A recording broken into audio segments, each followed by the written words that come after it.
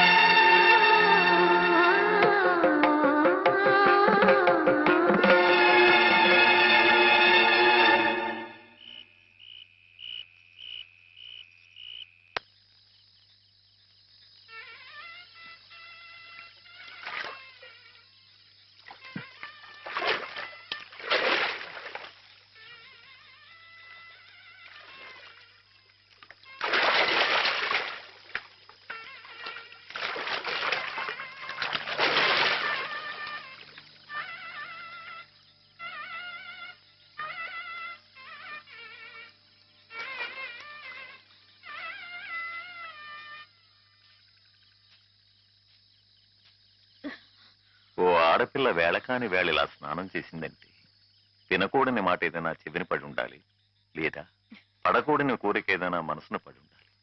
అవునా అమ్మా? రాత్రి శివుడు వేషంలో ఉన్న మాధవ్ పక్కన నేను పార్వతిలా నిలబడాల్సి వచ్చింది బాబా. పార్వతిలా నటిస్తేనే స్నానం చేశావు, రేపు ఆ శివుడి పక్కన పార్వతిలా జీవించాల్సి వస్తే?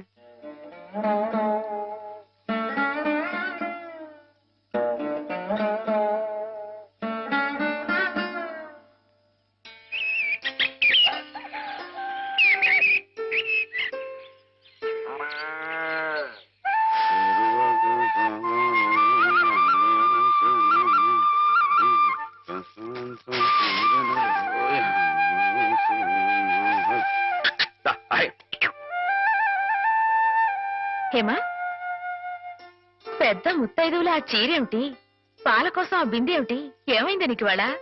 ఏం కాలా, నేను వెళ్ళి నీళ్లు తీసుకొస్తాను, నువ్వు వెళ్ళి పాలు తీసుకురా. రోజు నువ్వు వెళ్ళి పాలు తీసుకొచ్చేదానివి, ఇవాళ కొత్తగా ఏం మార్పు వచ్చింది? నిన్నటి ఆదివారం వెళ్ళిపోయి వాళ్ళ సోమవారం వచ్చింది, అదే మార్పు. పెద్ద మాటలు. నేను ఎప్పుడో నీళ్లు తీసుకొచ్చేసాను, నువ్వు వెళ్ళి పాలు తీసుకురా. టైంకి సరిగ్గా కాఫీ అందకపోతే ఒక్క నిమిషంలో సోమవారాన్ని మంగళవారం చేసేస్తాడు నాన్న. నువ్వు వెళ్ళు.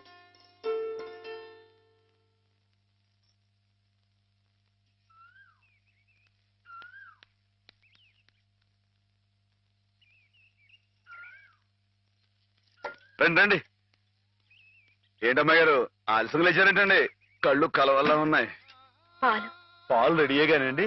రాత్రి స్టేజ్ మీదకి అసలు నిజంగానే ఆదిశక్తి వచ్చి ఉందండి. చూశారు కదండి రాత్రి మీరు వచ్చిన వంగతో వాళ్ళందరినీ ఎలా ఉతికి పారేశానో. పాలు రాత్రి దెబ్బతో నాకు గట్టి నమ్మకం వచ్చేసిందండి. నాకు ఎప్పుడు ఏ ఆపద వచ్చినా మీరు వచ్చి కాపాడేస్తారని. నువ్వు జాగ్రత్తగా ఉంటే నీకు ఆపదలు ఎందుకు వస్తాయి? అసలు ఎదుటివాడిని చదవగలిగే లౌక్యం నీకు రావాలని రోజు దేవుడికి దండం పెట్టుకుంటున్నాను. నిజమా అమ్మాయి గారు? రోజు నా గురించి మీరు దేవుడికి దండం పెట్టుకుంటారా? పాలు చూడు. బాగుంది నాన్న, బాగుందండి. శుభం.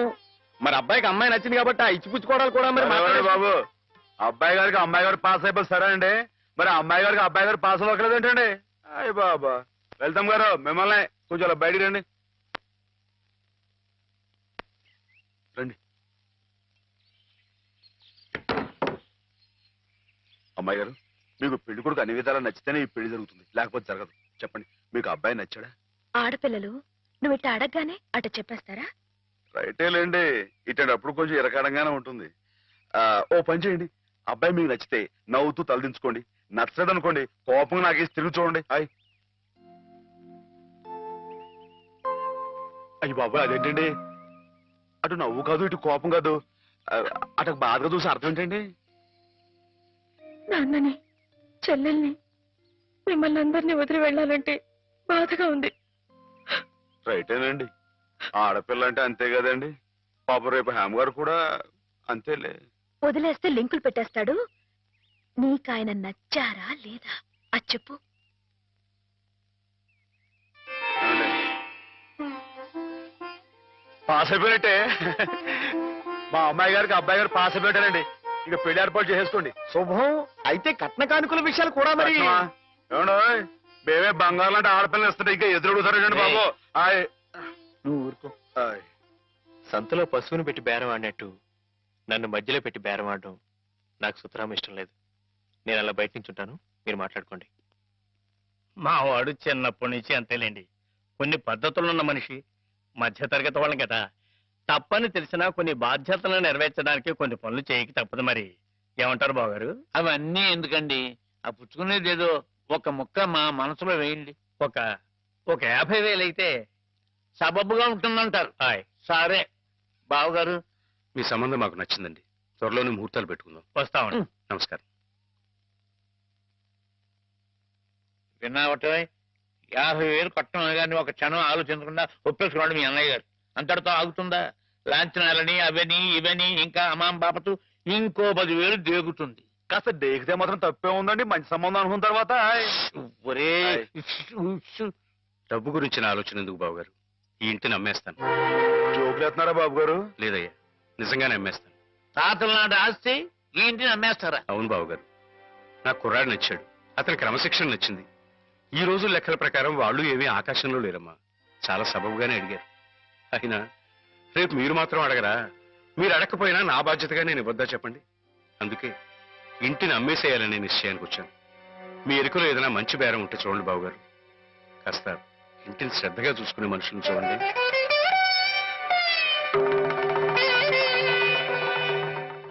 బామ్మగారు. ఎవరు? మాధవ. ఆయ్. రా బాబు కూర్చో. మా వెధవా ఇంట్లో లేడు. నేను మీతోనే పని నుండి వచ్చానండి. నా కోసమా? ఉమ్. ఏమిటి బాబు? నేను మిమ్మల్ని ఒకటి అడుగుతానండి. మీరు కాదనకుండా నాకు మాట ఇవ్వాలి. ఏమిటది? ముందు మాట ఇవ్వండి, తర్వాత చెప్తాను. సరే మాట ఇస్తున్నాను. ఏమిటో చెప్పు.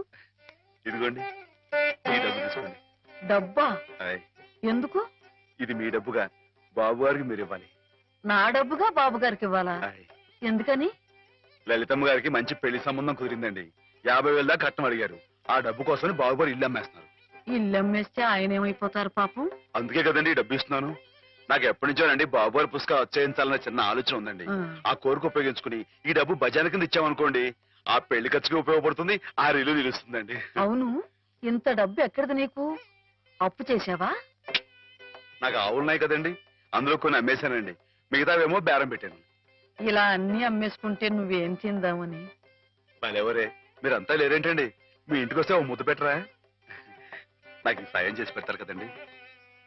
మారేడు దళం శివుని పాదాలు తాకాలంటే ఏ చేతులు కాదంటాయి?